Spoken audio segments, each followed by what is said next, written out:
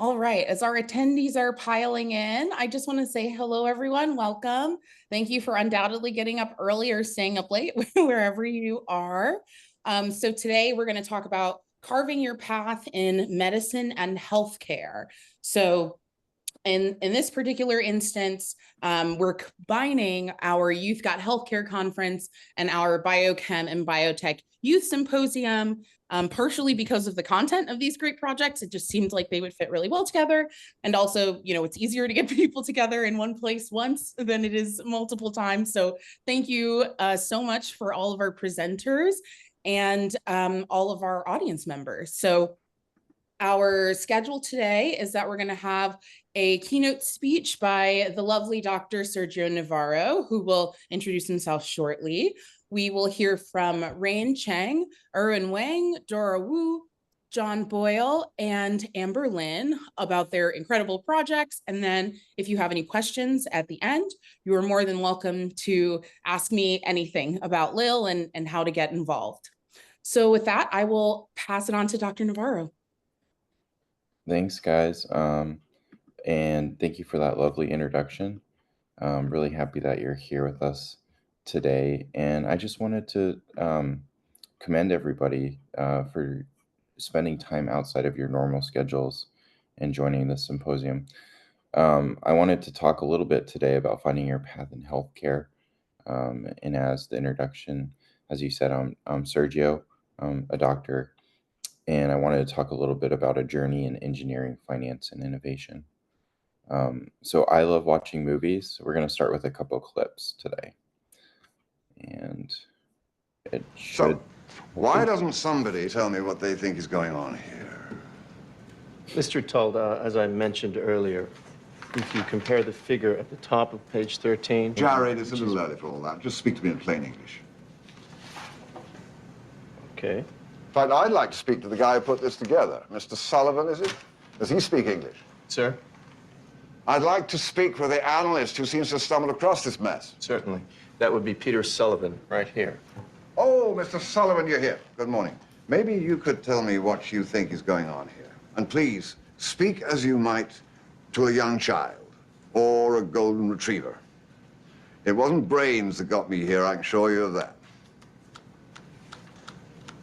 Well, sir, as you may or may not know, I work here for Mr. Rogers as an associate in the Risk Assessment and Management Office at MBS. Please, just relax, stand up, tell us in a clear voice what is the nature of the problem. Okay,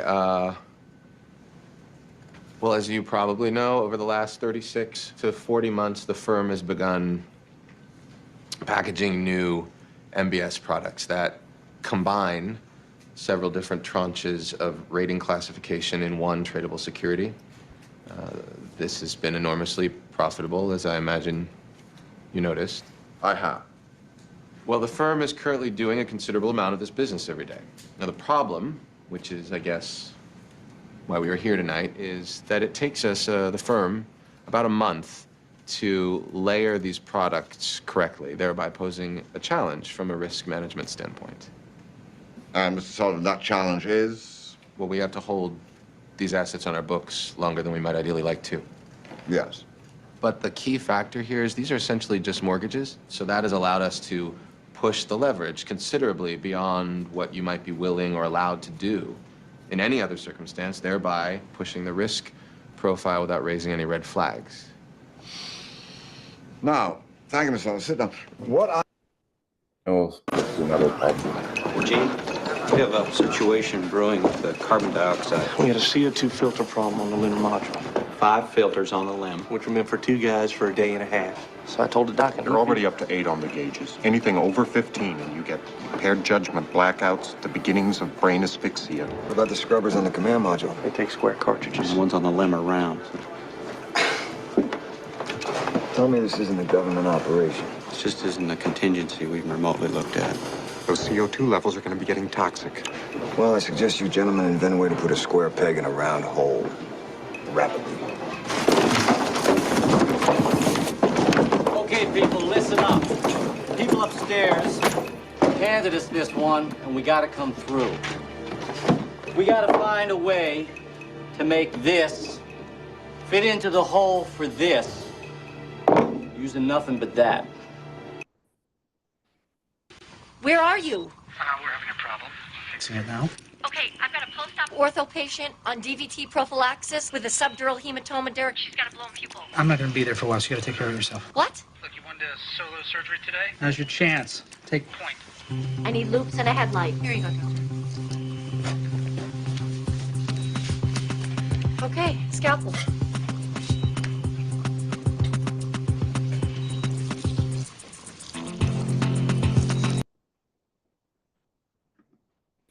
All right. So we watched a couple clips just now. What do these examples have in common? And it may seem like these different examples across different industries are really different. But to me, they're the same.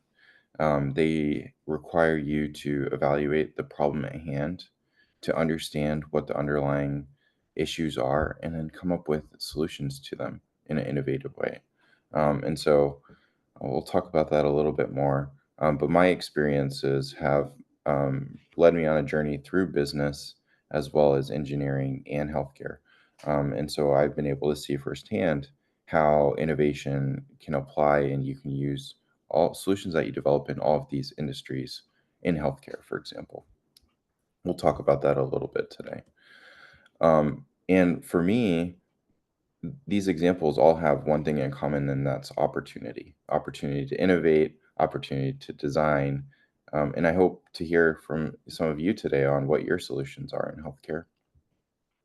And so this talk will talk about the role of problem solving, how innovation drives efficiency and effectiveness, and how we react to change is more important than change itself. Our world is always changing, as many of you know in the news, and how we react to change, it, in my opinion, is just as important as the change itself. So I'm going to ask each of you and want you to think about, what does innovation mean to you? Steve Jobs, he said that innovation is the ability to see change as an opportunity, not a threat. And over time, since the Industrial Revolution, we talk about the waves of innovation. There was an economist, Joseph Schumpeter, who talked about the idea of creative destruction in 1942. And he described the world in a couple key waves. And today we describe these waves of innovation as the first wave up through the sixth wave. And our sixth wave today is driven by AI, robotics, autonomous vehicles, including drones, and clean technology. And so the first step for innovation is identifying problems. Think about the problems that you see in healthcare and in everyday life. And so you can apply that to what you see in the operating room. What inefficiencies and challenges would you address there? How could you use technology to improve workflows or outcomes? In space, what inefficiencies do we see with space healthcare delivery, with space travel? Or thinking about the financial systems involved with healthcare, what bottlenecks exist in our financial systems more broadly and then more specifically in healthcare, and how could we apply systems thinking to help redesign these processes? So let's explore. What problems do you see in your home, in your school, in your town, in your country, in the world? And thinking about scale, how can I take a solution I develop in my home and then apply it to the rest of the world? And so that second step, after you think about what those problems you want to address are, is brainstorming. Think about surgical systems. How could we use real-time data integration to enhance surgical decision-making? Could you imagine a device that could reduce surgical errors? What features would it need? How could it help patients recover faster? And thinking about healthcare and space travel, how could 3D printers be used to help with space and weight issues when there's a really big limitation in payload? In space, 1 pound costs $20,000 to get into space. And with financial systems in healthcare, what are those bottlenecks and how can we apply systems thinking? Could we design a more innovative way to support healthcare coverage for patients? And so I'm going to credit IDEO for this slide, but the solutions to each of these problems fall at the intersection of a few key components. One is desirability, second is viability, and third is feasibility. So your idea needs to be attractive, it needs to be something that's possible, and it needs to be something that you can conceivably do in the time period or with the money and resources that you have. Third is systems engineering. So what lessons from systems engineering could improve data flows in surgery? How can we model movement in the OR? How can we help boost recovery after surgery? And the same applies to space travel medicine. How can we model the movement and the logistics required to deliver healthcare on the space station or beyond the Ares mission to Mars? How can we deliver medical therapy there? And in financial systems, how can we model what will happen in the future to a given patient? And can we apply that same innovation in healthcare and on a system-wide basis? So these are some solutions that are out there that people have developed. I'm excited to hear about many others, but we'll watch this one really quick about applying virtual reality for rehab. Today we're talking about the Vive-based healthcare system that's winning design awards. The Real Immersive System is a virtual reality kit designed for Penumbra, specifically to rehabilitate patients after a stroke. Wearing a Vive Focus headset, patients increase their range of motion naturally through a series of challenges in a virtual world. Last year, the Real Immersive System... So that's one really innovative solution of using virtual reality to help replace physical therapy where it may or may not be available. On the space station,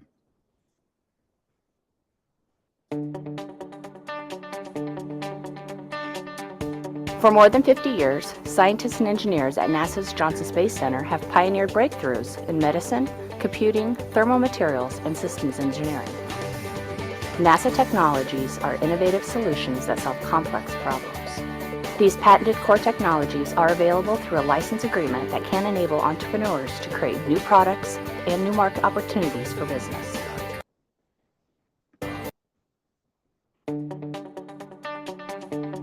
all right, and developing algorithms in finance. Day in the life of an engineer at Goldman Sachs, the tone for the rest of my day. My job at Gold trading teams to make sure Goldman uses the most accurate and innovative algorithms when handling trading strategies for our clients. Everyone I've worked with at Goldman is always open to sharing knowledge. So here we talk about, here's a trader, an engineer developing algorithms in finance, but those same solutions can be used in healthcare. Day in the life of an engineer at Next is the next step to building your innovation pathway is fostering collaboration. And so that really means thinking about team design, assembling an interdisciplinary team for a project in surgery or space medicine or financing healthcare. And so thinking about what roles you would include and why. It's very rare for you to be able to do a really sustainable project that has impact without building a strong team. And so think about who are your mentors, who are your people who are providing you the resources, who are the people who are providing the different skills on your team. And then think about the real world applications. How could success on one of your projects lead to future innovation and success? And be thinking about that next step. Teamwork is so important. Next is understanding how you're going to test and evaluate the impact of your innovation. Agree on what the vision and goals of the project are. Think about metrics. So in our case of surgery, how would you measure success of a new tool or procedure? In space medicine, how would you define success? Would it be being able to test the equipment on the space station or on a mission? And for financing in healthcare, how would you evaluate the impact of a new investment product? Also, it's really important to consider the ethics and ethical considerations. So consider what ethical dilemmas might arise when you're implementing a new innovative system and how you're going to address those challenges.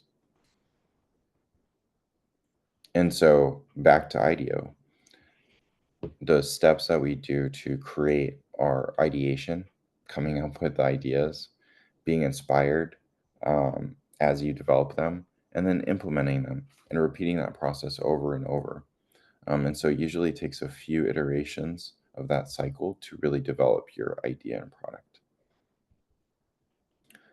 Next are your next steps.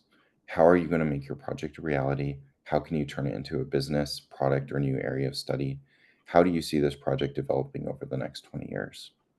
What challenges and obstacles do you foresee? Funding, existing competition, technology. When you're developing something, you don't want to just be thinking about the next year. You want to think about the next 5 years, 10 years, and 20 years. I'm going to talk a little bit about myself and my journey. I'm from Iowa. I grew up in the countryside on a farm. And I went to MIT for undergrad. I studied mechanical engineering with a focus on biomechanical as well as economic history as well. I played lacrosse for MIT too. So this is a picture of our lacrosse team. My first robot that I built, and then we have an annual steam engine competition that we participate in. So this was our steam engine competition. I graduated from MIT with 2 degrees, one in engineering and one in economics. This is my family, my sister, my brother. He's also a doctor. He's an anesthesiologist in Miami, and my mom. And I couldn't have accomplished and finished MIT without their support. After I graduated to MIT, I worked for Goldman Sachs in New York City for 6.5 years in risk analytics and developing complex solutions for problems faced in the field of economics. And then after that, I spent some time in India as well as Brazil developing teams there, and then realized I wanted to go back into medicine. So I went to the Baylor College of Medicine and did my training there. I focused on space medicine. I also got my master's in business at the University of Oxford, focused on global impact. I was able to help start 2 startup companies, Augment X, as well as Trinity Analytics. The first is based on augmented reality for rehabilitation. The second was based on AI prediction of patient outcomes in surgery. I did my surgical residency training at the University of Minnesota for 3 years, and then I've been doing a NIH fellowship at the Mayo Clinic. I'll also be a trauma critical care fellow at the Mayo Clinic next year. So that's a little bit of my journey. And as you can see, it's pretty windy. I started out in studying engineering, developing solutions, also developing solutions in finance, and then going to medicine. And I'll say that that's not necessarily non-specific for a lot of doctors and people who go into medicine, is that it's helpful to have a broad skill set. And so my journey took me from London to Houston, working in finance, to doing my first surgery with Dr. Mary Brandt. She's a pediatric surgeon. And also helping with football games on the sideline, working with my team. This is at the University of Minnesota. And then also spending some time building a hospital in Zimbabwe. And a lot of our work as a surgeon, we're either working from the lab, but at the same time, we spend a lot of time operating too. So this is me and Dr. Tamer Shaker doing a transplant. And then we also spend some time doing some robotic surgery as well. And so one of the things that I'd like to emphasize is that every journey is different, and every journey, there's going to be good days and bad days. There's going to be days where you have a lot of hope, and there's going to be days where you think your idea or your innovation won't be working, and you'll be less happy about it. And you just have to have that confidence to take that long-term view that slowly you're going to make progress over time. And the same thing when you're driving down a road, no road is ever straight. It's always windy. And so having that long-term view is really important. And so I want to encourage each of you to explore your passions, to do what you really enjoy. And these are some of my mentors that have helped me along the way. This is Dr. Langer at MIT. He's one of the innovators in drug delivery systems, and I spent 3 years in his lab at MIT. This is Liz Beschel, Robert Kasia, and Marty Chavez at Goldman Sachs, and they were my mentors and people I looked up to as both amazing individuals as well as great people in the field of finance. This is another one of my mentors, Dr. Billy Cohn, and he's continued his passion. He loves to play the trombone. He plays in a jazz band at night, and then during the day, he's a heart surgeon at the Texas Heart Institute, and he also is an innovator at Johnson and Johnson. And so he's never lost his love of rock and roll since graduating Oberlin, but he continues to move forward in both passions. Lastly, I'll say don't be afraid to fail. Einstein said, a person who never made a mistake never tried anything new. And I really agree with that. And then finally, I want to talk about one more story about how to learn to innovate in when you have problems that you face. And I play the saxophone as well. I really enjoy jazz music. So Miles Davis is somebody I really looked up to. And I want to share this final story from Miles Davis about learning to innovate. In the middle of Miles's solo, when he was playing one of his amazing solos, and I'm trying, I'm in there and I'm playing. Right in the middle of his solo, I played the wrong chord.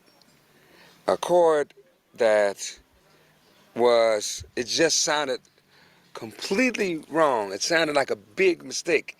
And I did this and I went, oh, like this. And I put my hands around my ears. And Miles paused for a second. And then he played some notes that made my chord right. He made it correct. Which astounded me. I couldn't believe what I heard.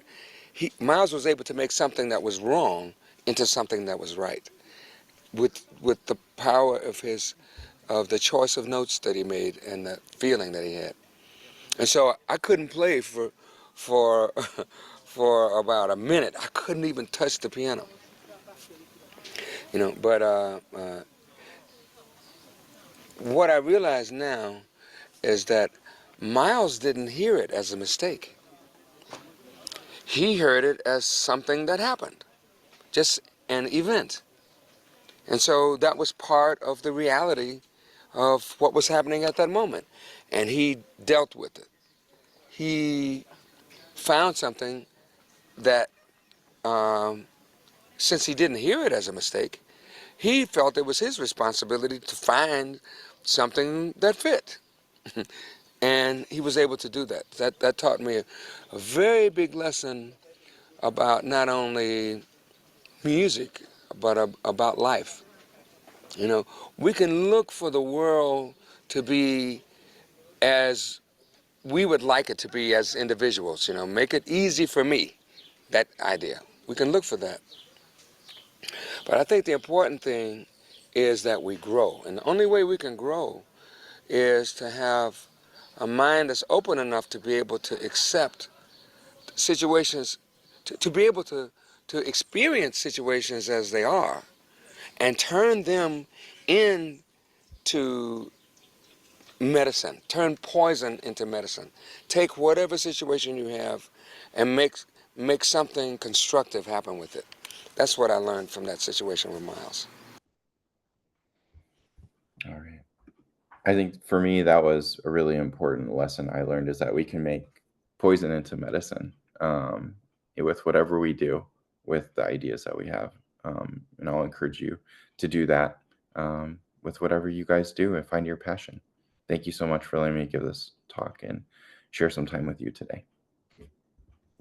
Thank you so much, Dr. Navarro. As a musician turned lawyer turned poet turned teacher, I love the message of a winding road. I thought that was a lovely keynote. Thank you so much.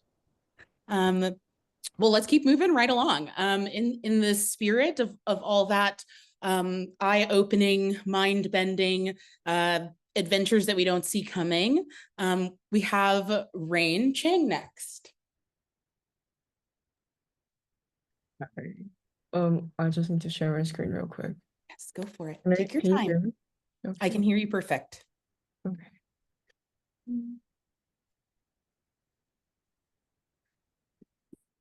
Okay, so hi everyone. Today I'll be talking about Banyan tree, which is more often referred to as just Banyan.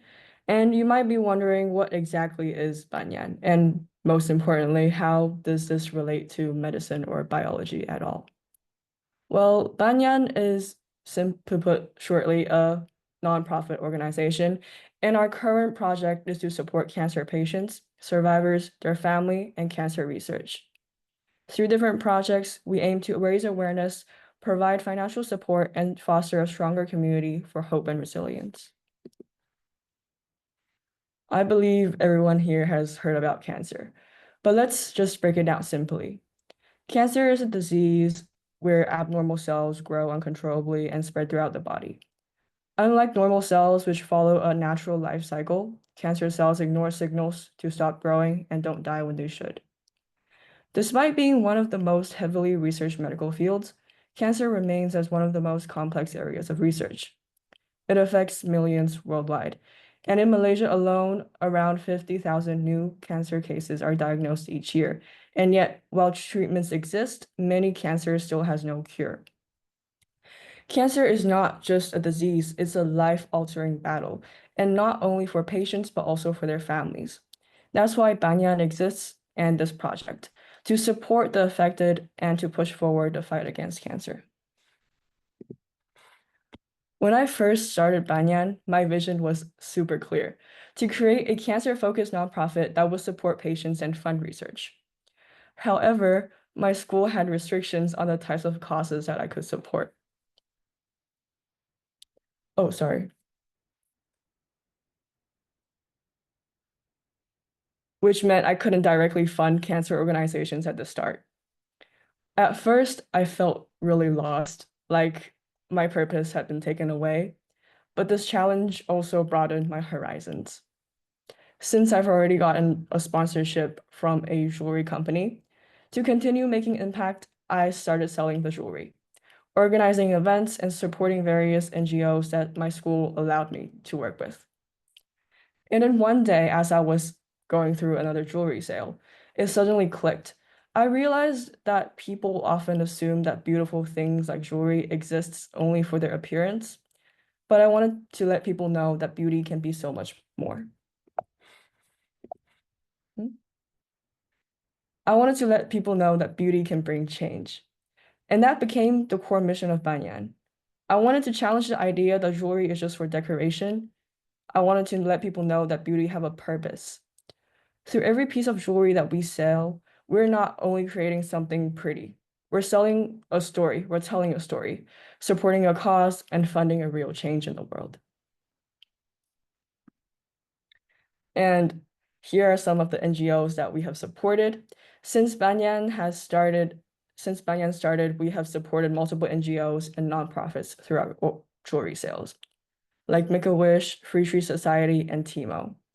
At first, these are the organizations that my school allowed me to support, but after a year of constant persuading, my school finally allowed me to support a cancer NGO. And that's why I'm super excited to announce that for our next project, we will be partnering with National Cancer Society of Malaysia and CSM. This is a huge milestone for us, and I cannot wait to see the impact that we can create together. Over the years, we have organized 5 different jewelry sales, which is not including the one that is currently going on. We've had 2 major sales and at my school's biggest fundraising events, which contributed to 80,000 ringgit in total donations to the NGOs my school supports, and 3 other successful sales at my school's musical event so that we could reach a diverse audience. Every sale is more than just a transaction. It's a step towards something bigger. And our current project, which is called the Heartbeat of Hope, which I'll be using to link back to my intended cause of Banyan, takes it to another level. It's just not about selling jewelry, it's about creating it. The project challenges participants to create jewelry inspired by cancer research and resilience, fostering creativity while raising awareness about cancer. Our goal for Heartbeat of Hope is ambitious but achievable. First, we start small, launching a competition within my school, and then we expand to a national level, which is the stage we're currently on, reaching more students across the whole of Malaysia. Then we go international and turning this hopefully into a global event.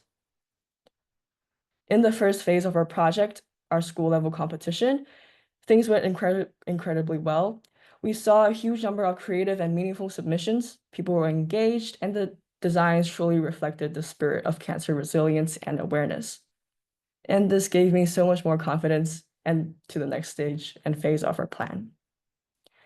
And now here, I would love to share the winning design of our school competition. It is designed by Sophia Juan in year 8 in my school, and this piece will be produced and sold to further support our cause. And for the next phase, we will be working with NCSM. For those unfamiliar, NCSM is a nonprofit that provides education, care, and support for cancer patients and their families. They also fund research and advocate for better cancer treatments. They have over 6 centers in the whole of Malaysia. Their headquarters is in Kuala Lumpur, and they have 5 more branches nationwide, such as in Malacca, Sarawak, and more. This partnership will allow us to create greater impact and scale our impact beyond my school into the wider community. My long-term vision for this project includes, number 1, increasing the impact, which means hosting more competitions and events. And number 2, setting up a direct link on the NCSM website and Instagram shop so that supporters can easily purchase jewelry and contribute to the cause. And now you might be wondering, how can you be a part of this movement? Here's how. Number 1, you can follow us on our Instagram. You can stay updated on the projects, competitions, and the ways to help. Number 2, you can buy our jewelry. It is super easy. Every piece of jewelry is high quality and holds a deep meaning, directly funding cancer research and patient support. And number 3, you can create a Banyan chapter on your own. If you're interested in bringing Banyan to your school or community, feel free to email me, and I will love to include you in our mission. And that's it. Thank you so much for listening and having me here. I believe that through Banyan, we can truly redefine beauty, create an impact, and bring more hope to those affected. If you have any questions, feel free to ask. But unfortunately, I think I have to leave really soon because it's quite late for me. And thank you so much for having me. And it's super great hearing the keynote speaker. Thank you. Thank you for staying awake, Rain. Much appreciated. And if anybody wants to get in contact with Banyan, I can help hook that up. Thank you. Okay, thank you. All right. Next, we have Erwin Wang, who is actually not here to present. So I will present on his behalf the video that he's recorded for us about his project, Project Dolly.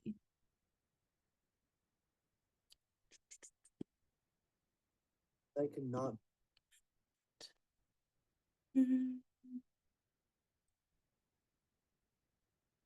All right, is that clear? It's going to become clearer. Give me 1 second. All right, that should do it. I make it to the live event. That's just something I can't control. However, I would love to share with you all my current project, Project Dolly. So what is our mission? We kind of have 2 major things that we want to achieve through Project Dolly. And the first one is to make biotechnology and bioengineering accessible and understandable for everyone. And the second one is to cover the history, such as, Dolly the sheep, and ethical conversations about the field of bioengineering. So why bioengineering?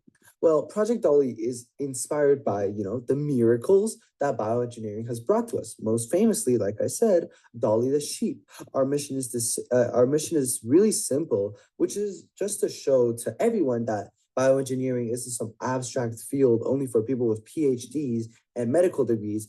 However, it's an important field that everyone should be really in touch about. It's a field that is going to shape our world for the years to come, and Project Dolly is here so that everyone is ready for that change and able to understand the shifts that will happen. Continue on. I wanted to give a personal anecdote on why I started to think about bioengineering and more specifically Project Dolly. Well, the first steps was when in 2020, the height of the pandemic, my grandpa was struggling a lot with type 1 diabetes. And type 1 diabetes, you are born with it. And back in his day, when he was young, there was no concrete medical solution for type 1 diabetes. And unfortunately, he passed away due to complications relating to this. And after hearing and seeing the news, I realized that if we want to help people, real people on the ground, there has to be something more concrete than solutions. There has to be a new way to solve these genetic issues. And something in my mind just told me I have to be a part of that. So what are some key steps more specifically on how I launched myself into this role and created this project? Well, one key step was to learn how to promote yourself and advocate yourself outside of having others do it for you. And another key skill is the technical skill to make websites. I really needed to learn that in order to really start getting the ball rolling, start to gather momentum, because that was a really big issue, and I couldn't have done it without Maya and her support.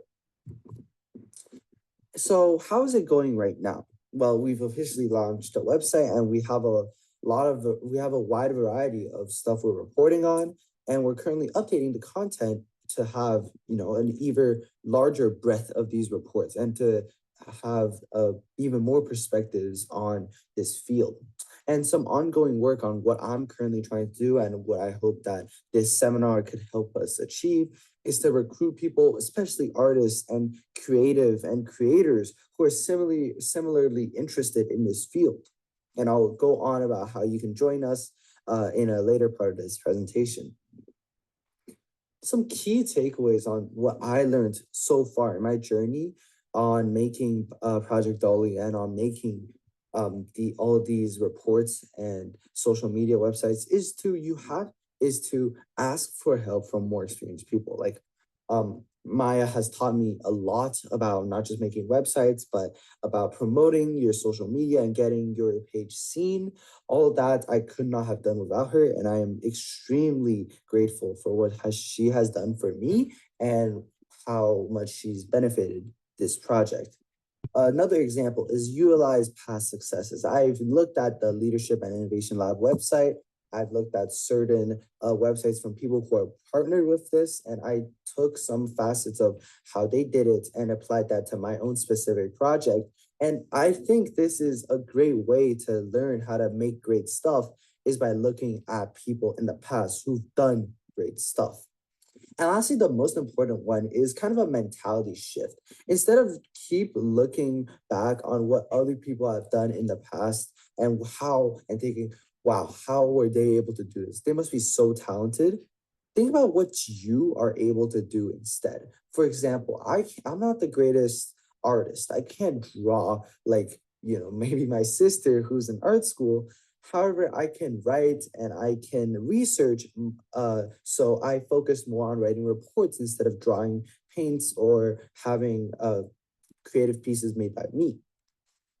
So more onto what you could do if this really brief presentation resonated with you. You can first go to our website, project-dolly.com. If you see something that interests you, shoot me or shoot us a direct message at project_Dolly or email me at wanger6@gmail.com. And I would absolutely love to get suggestions or to work with you on reports or even stuff beyond that, like Instagram posts. That would be amazing. And some benefits of joining, if you are also interested in biotech, which judging by the fact that you're in this seminar, you probably are, Project Dolly is the most amazing place in the world to express your interest, even if it's a niche topic. For one report or for one post, it's an amazing way to show your passion for this field, but to also learn more about yourself and bioengineering as a whole. So thank you for giving me your 5 or 6 or 7 minutes.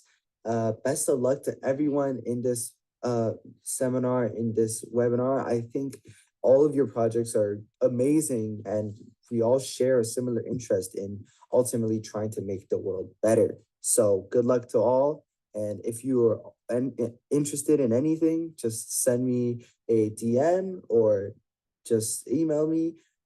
I hope to be working with you later. All right. Brilliant. So thank you, Erwin. If anybody wants to get in contact with Erwin about Project Dolly, as always, let me know and I can help you make that connection. He's an awesome student and Project Dolly is very cool as he sold it. Next we have Dora Wu. Hi, give me a second. I need to project my slides on. Take your time, no rush.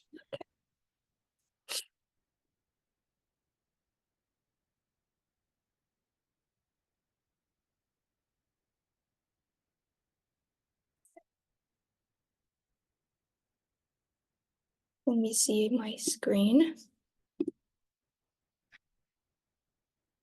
Yeah, okay, so let's start.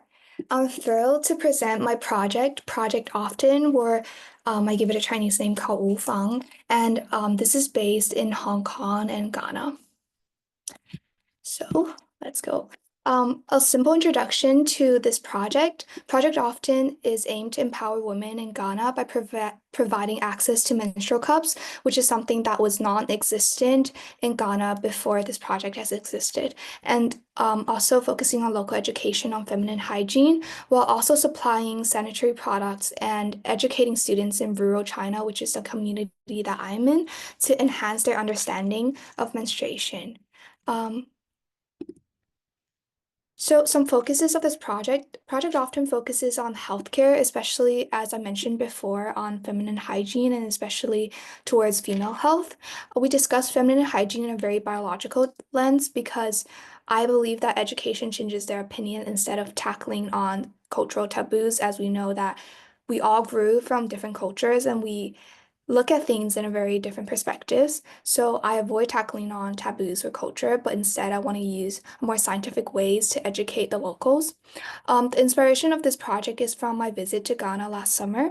And within the visit, I remember my project mentor told me that she really hoped to start implementing menstrual cups in Ghana, and where a lot of sanitary products are not even produced or exist in the market, and she thinks it will be a great opportunity for people to try on this product and see how much potential it has to develop. Therefore, I started the project. So to expand that a little bit more, there's like a project timeline. So I ended the Ghana trip at around July 2024, and I had the discussion with my project mentor during my time of stay there. And in October 2024 was my first discussion with my parents and my counselor and regarding with this project idea and see whether this is tangible and this is something I could develop on. And we made sure that this is going to happen, so we confirmed on that. So in November 2024, we quickly purchased 500 menstrual cups from China's manufacturer because it is a lot easier to provide from China and it is a more cost-effective way. So in China, we've tried delivery and we delivered the menstrual cups by January 2025, around the start of January. So there are definitely challenges tackling on this kind of issues, especially in places like Ghana where even education are inadequate. So the first one is definitely financial challenges. I think this is something that every single project that works abroad has faced. And this is really because of the fundings, because all project cannot all from the money cannot all come from your pocket, because I think that's not the most sustainable way to drive your project. Therefore, fundings are a big issue, especially for projects that are so abroad. So seeking for Hong Kong NGOs are not the most feasible ways. We have to seek for Ghana NGOs, and their financial situations are more tight than NGOs in Hong Kong. So other than that, there's environmental challenges, which is water sourcing, because water are not implemented in every single village in Ghana, and that is a big problem because menstrual cups are something that you need to rewash after one use. So we need to have a good amount of water, and people has to know how it works. And some other ones are very obvious cultural challenges, some taboos and stereotypes, which are something that we often see Even when I was staying over Ghana, when I was doing workshops, I could see people chit-chatting about it. More on that, communication challenges, risk management, because menstrual cup itself has a lot of risks because it's something that you insert in your body. So we have to be able to prevent that and minimize that to the lowest we can. Yeah. So some achievements and upcoming events regarding Project Often is some current accomplishments are over my stay in Ghana, we organized and host period poverty awareness with my two other peers. They're from local Ghana, and it was great and amazing working with them. And these events had over 250 attendance, and we went to 3 different schools and we did one community presentation with um, middle-aged men and women. And we also organized a reusable pad workshop, which is shown in the photo on the left side with local school and women retailer, because this is kind of more on entrepreneurship where they learned the skill and they could use that in their business, and that had over 100 plus attendance, and we also shipped 500 menstrual cups as I mentioned. So coming soon in April 2025 during Easter, I'm hosting a hygiene awareness events for a student in Guizhou and Jiangxi, China, which also lack awareness in a more biological standpoint on hygiene just overall, and also bring sanitary product over 480 sanitary products to both schools in Guizhou and Jiangxi in China. Some things I wish I would have changed or would have done different regarding my project is first, I would definitely spend a sector of my time and my project to also be educating the local educators, for example, local science teachers or like local teachers that are just rooted in the local. So when, for example, students from junior highs has graduated, that these teachers could still teach new students that has joined the campus. Also, I would create and organize a lot better feedback mechanism with more local organizations. Although there are limited organizations that are from that rural area, I still think it would be great to collaborate with a lot more NGOs to see how well this thing is implementing, and this will also speed up the efficiency. I'll also make a resource kits that are more sustainable because once I left, it is really hard to catch up on what is happening over there because there are time jet lag issues. There are a lot of issues with communications. So if I left a kit there, that would be a lot easier to have instructions on what I want to further do in this project. And also I will do a lot more research on materials of menstrual cups because those are definitely really, really important on preventing risks on infections or toxic shock syndrome. I would also make sure that I will have a really early plan out on all the outcomes I'll be expecting. This is something I'll expand on the next slide. So this is like my final insights and some reflections. So some of the insights I have are for any students that are doing projects that are not from their home country. I think you always have to be open for cultural understanding and also have to always be sensitive about what their culture is like, what your culture is like. I remember really clearly in Ghanaian culture, if you hold something with your left hand, that means some kind of disrespect. And I remember when doing this community presentation, I was holding up a sanitary product with my left hand, and my teammate was tapping on my shoulder, and they're like, you should switch your hand to make sure that this wouldn't create any misunderstanding. So I immediately done that. So I think keeping a type of sensitivity and empathy is really, really important. Doing something that in a culture that you're not that familiar with, and obviously you have to do a homework and make sure that you know what their culture is like before you enter, and also always be open to accept rejections because when there's a problem, there's not only one solution, so there might be other solutions that are more efficient or better than yours. So always be open for rejections and changes and always adapt to these changes. Also, find your motivation, always be passionate about what you're doing. And more on my reflections, I think it's really important to have a measurable goal and how tangible your project is throughout the entire working stage of your project, and also understand the lifespan of a project, because when there's a problem, there's a solution, and the solution definitely has a lifespan. You're not going to spend 20 years on the same problem. You always have to know that you cannot solve the problem completely, so know how much % of the problem you're actually solving, so you don't waste any resources on that, and also plan out all the risks and challenges that make sure there are early solutions. So thank you for listening. And also you might notice that there are a link above all of my slides. This is, I hope everyone could try just to visit this donation website. It is for girls in rural Ghana, for them to provide etiquette toilet facility, because period poverty is not just not able to access any proper sanitary products, but also not able to access any safe space for you to change sanitary products. So please visit the website and maybe donate and support. Thank you so much. Thank you very much, Dora. That's such an important project.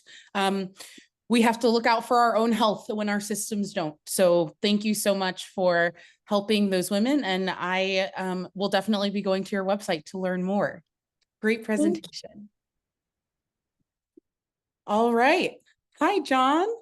I'm handing it over to you so that we can learn about dietary microplastics. I'm excited / scared of this one. Yeah. Let me just share my screen. Yes, just as always. Yeah. You guys can see it. See it. Perfect. All right. Yeah, hi, my name is John, and today I will be talking about dietary microplastics and their health impacts. I'll go over the outline first. So I'm going to talk about what microplastics are and where they come from. And then I'm going to talk about the research hypothesis, my study design, the results of this study, the conclusions that I drew, and then the overall health impact of microplastics. And as you see on this photo, you can see just a sample of what was collected off of the Hawaii sand. So first, what are microplastics? Microplastics are plastic particles ranging in size from 1 nanometer to 5 millimeters. Most common types include polyvinyl chloride, polyethylene, polypropylene, expandable polystyrene, and then polyurethane. These two photos right here talk about the prevalence of microplastics. So in the first photo, you can see that microplastics can come from your clothes, deterioration of house furniture, contamination from city dust, or atmospheric fallouts. So this photo basically is saying that microplastics can be anywhere. It's in the air all the time. So this leads to one of the main ways you can get microplastics, which is inhalation. Second photo talks about how microplastics can be found in drinking water. So when you drink water, you can also get microplastics through digestion. And so now that we know, because that we know that microplastics can be inhaled and digested through water and air, what hasn't been really studied is if microplastics are in food and if you can get microplastics through food. So that's what the research gap is. So research has shown microplastics found in human placenta, their stomach, their intestine, the testes, heart, lungs, liver, kidneys, and brain. And the main routes of exposure have been hypothesized to be ingestion and inhalation, as I talked about above. And while there is much research on plastics in water and fish, we do not have like a lot of data on like common foods. So we don't know if they can be found in like the food that we buy at grocery stores, for example. So that leads to our study design. So first we did collect our samples. So we need to collect 500 milligrams of chicken, beef jerky, ham, pepperoni, steak, and bacon. And we get these samples from grocery stores. And then we talk about digestion, or like saponification, which is the process of making soap. And we do this by immersing our samples in 10% potassium hydroxide in glass vials. And we incubate it at 40 degrees Celsius for 3 days. And the potassium hydroxide we use potassium hydroxide is because not only does it help extract and separate plastic particles, but it doesn't degrade the sample itself. So that's extremely important. And then the next step is trying to isolate the plastic pellet at the bottom. And so after digestion, we transfer our supernatant from the glass vials to the ultracentrifuge tubes. And then we centrifuge those samples at 100,000 revolutions per minute for 4 hours. And then we discard the supernatant to collect the microplastic pellets at the very bottom of the tubes. And then we quantify and then we identify the microplastics by putting it in pyrolysis, gas chromatography, mass spectrometry. And so we put isolated microplastic pellets in metal cups and we load them into the pyrolysis unit. Basically from here, the pyrolysis unit heats up the cups up to 600 degrees Celsius. And it isn't just like spontaneous. We have to do it from 0 to 600, increasing. And this is because each microplastic has a different specific temperature for combustion. And so we need to take that into account as well. And then basically after we basically incinerate the pellets and it turns into the gas, the mass spectrometry takes these gas emissions and then the ions derived from the combusted polymers are analyzed. And that's how we quantify and we identify the microplastics. So here you can see this is just a photo of the study design that I talked about above. You can see there are 4 main ways to this study. We have to do spatification, isolation, pyrolysis, gas chromatography, mass spectrometry, and then quantification and identification. And these steps were made by me and my colleagues. So I'll talk about the results from this design. You look to the right, you can see the graph. And you can see on the x-axis, we have 11 types of polymers that were evaluated from the food samples. We have polyethylene, polypropylene, nylon 66, polyethylene terephthalate, nylon 6, styrene butadiene, polymethyl methacrylate, acrylonitrile butadiene, styrene, polyvinyl chloride, polyurethane, and then polycarbonate. So what's important about this is if you look on the y-axis, you can see microplastic concentrations, micrograms per gram, ranging from 0.1 to 10,000. And you can also see that we have these color coordinates for our samples. So we have, for example, we have brown for beef jerky, yellow for cheese, gray for pepperoni, etc. And this is important because we found that all of our meat and cheese samples contain microplastics. So we're basically saying that all our food has microplastics in it. And then we also discovered that polyethylene is the highest level in all of these samples, followed by polypropylene. But we would choose polypropylene as a more reliable indicator because in polyethylene, it has lipids that may interfere with the decomposition of polyethylene during pyrolysis. So it is basically artificially increasing its own concentration. So polypropylene doesn't have such interference, so it is a more reliable indicator.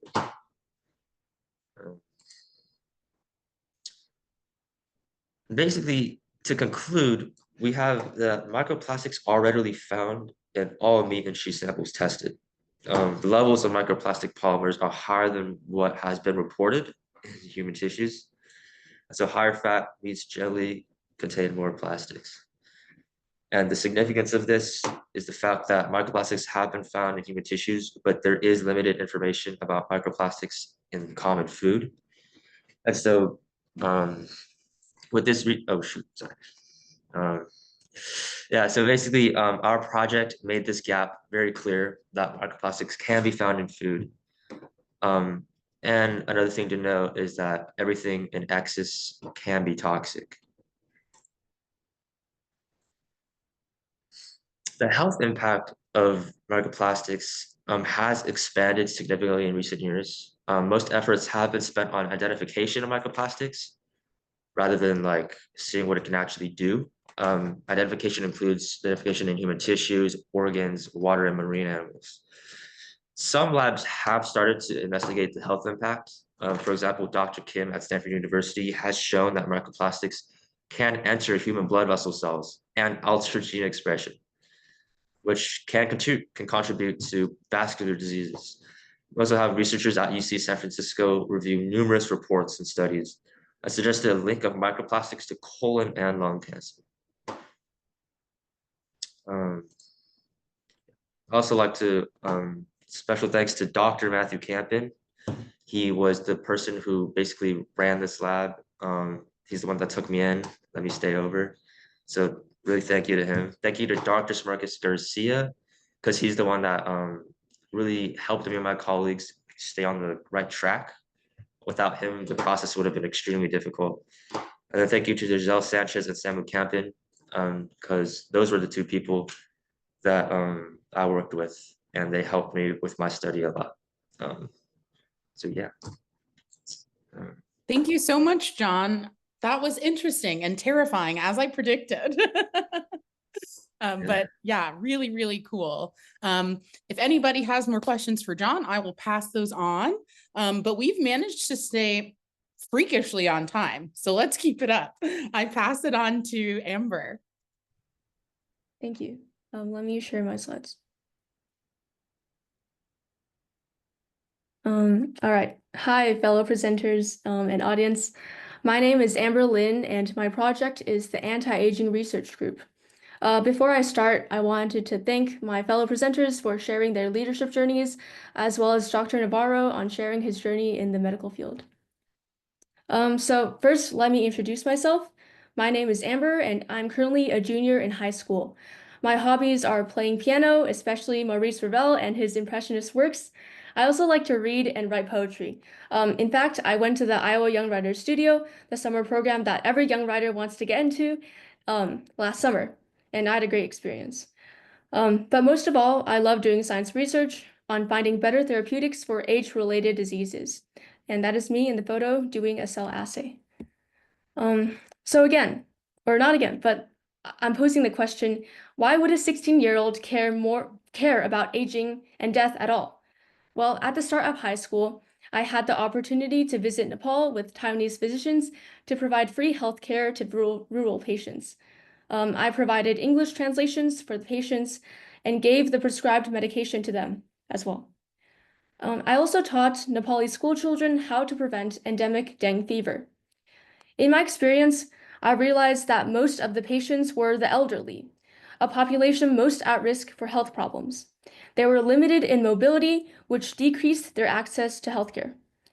So thus, my goal was to help the elderly population in my own local community and also form closer bonds with them.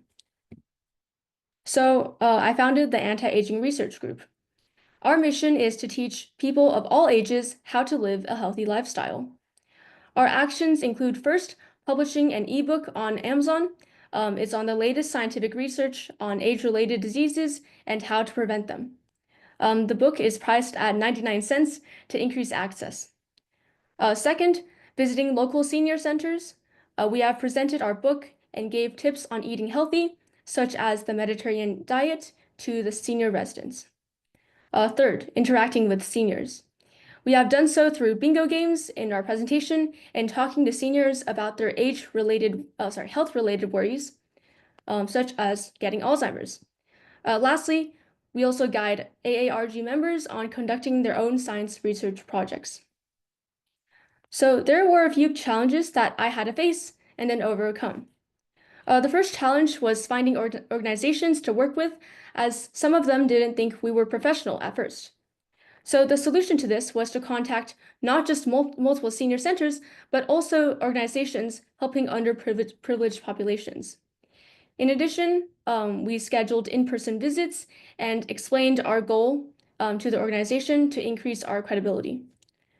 The second challenge was having money to fund senior center presentation activities, as we are a nonprofit organization. The solution to this was to have all members pitch in to buy materials. In addition, we reused past materials. For example, we designed our own logo for our AARG t-shirts that we would wear to every single senior center presentation. In our current achievements, we have conducted award-winning research on anti-aging supplements. We have expanded to 4 countries: the US, Taiwan, China, and Canada. We have also partnered with 7 organizations, both senior centers as well as health-related organizations. For example, the Latino Health Axis supports California Latinos as a very specific population. And we have donated more than 1,000 USD to Alzheimer's disease foundations. Age is a big risk factor for Alzheimer's, so it's a concern for many seniors. That's why we want to fund programs that are elucidating this disease. In the near future, we will be publishing physical copies of our book and giving them to various senior centers. We also plan to expand our audiences by teaching elementary school and middle school students on healthy habits. Furthermore, we aim to help seniors understand or even prevent diseases like Alzheimer's. We have done so. We have tried to aim to do that by conducting an Alzheimer's pre-screening to determine early stage Alzheimer's patients in the senior residence, potentially. We have also presented resources for overcoming Alzheimer's. For my insights, I found that anti-aging should be about creating a focus on biological aging rather than physical aging. Aging impacts everyone regardless of their socioeconomic background, so shifting this focus allows everyone to recognize the importance of caring about their own well-being. Another insight I found is that seniors and the younger generation should interact more with each other, something that I found lacking in my own community. This interaction could be focused on a shared passion like science, and interactions help build communal bonds that benefit the community. Lastly, I found that high school students should do more science research.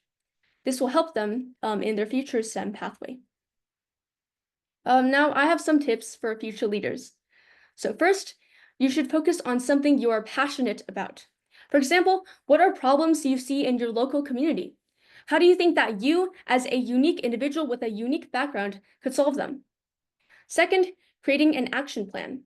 What are the steps in solving the problem / creating your organization? Third, gathering resources. Ask a trusted mentor or teacher to guide you. And lastly, promoting your cause. Create social media accounts for your cause and share with your friends at school as well as family. And that's it. Thank you for listening. Thank you so much, Amber. I'm always so excited to hear what you're doing. It's always fantastic. Thank you very much. All right. I appreciate everyone's attendance. Before we wrap up, I'll say if you have questions that you want to throw in, I think Q&A, I can see them for any of our students. We have some of them still here. Easiest way to get in contact with them is just to shoot me an email. You can find all of the contact information on the LIL website. That is leadershipinnovationlab.org. You can figure out how to get in contact with us, and then we can connect you to students. Before I end the webinar, I just want to share my screen. For those of you who have been working in this field, doing these fun projects, just remember there's always different ways that LIL can help you build onto things. So we have our classes, which is where most of our students start, but we also have pitch competitions. We have the student organization marketplace if you're looking for, other students to join you. We have the venture fund, which actually I think most of the students we saw today have won grants from. We have our publications, our opportunities to publish even with our new magazine, and other exposition and demonstration opportunities. Again, you can find all of this on our website, leadershipinnovationlab.org. And I appreciate everyone for coming. Thank you so much. I have a question for Dr. Navarro. So I just wanted to thank you for sharing your insights on your journey in the medical field. As an inspiring physician, I find your story inspiring. So can I have your email so that I can contact you in the future for more advice? Yeah, absolutely. I'll put my email in the chat for everybody, but you're welcome to reach out anytime. And yeah, thanks for the feedback. Wonderful. I'm going to stop the share here. Thank everyone for coming. And I look forward to the next excuse we have to get all of these bright minds in a room. Take care, everyone. Bye, everybody.